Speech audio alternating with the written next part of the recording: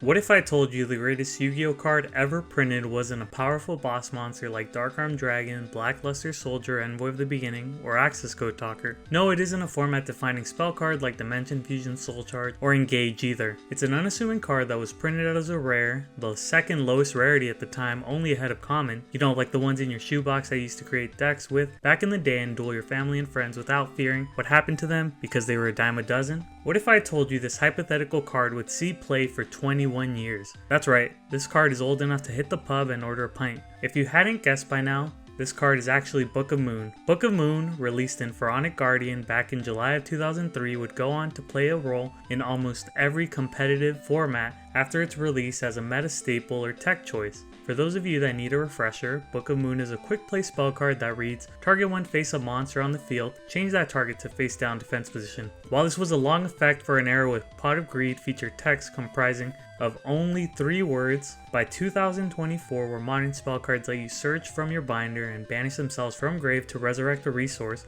you could not tell anyone from 2003 that this card would be up there with the likes of Raigeki, Dark Hole, and even stronger than Book of Moon 20 years later. During its inception, Book of Moon was primarily used as a defensive card that could stifle an opposing monster's attack, block a key summon, or reuse your own flip effects like Magician of Faith or Gravekeeper's Spy.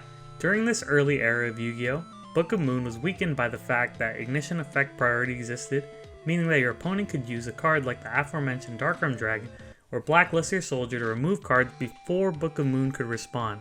However, despite this flaw, Book of Moon was so versatile that it would be placed on the ban list in October of 2003 at limited status, only allowing a single copy of this spell card in a player's deck. In March of 2008, at the height of the GX 5Ds era, it would be released to semi-limited and then unlimited the following year.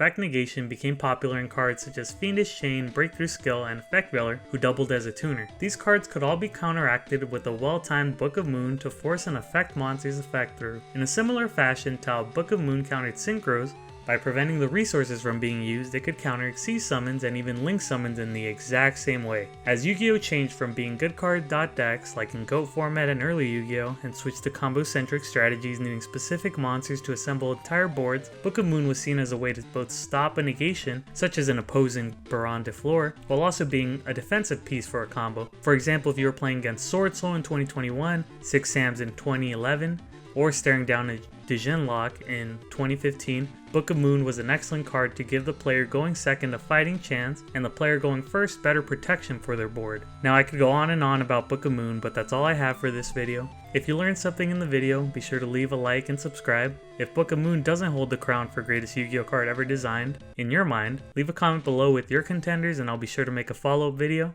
Also, thanks for watching.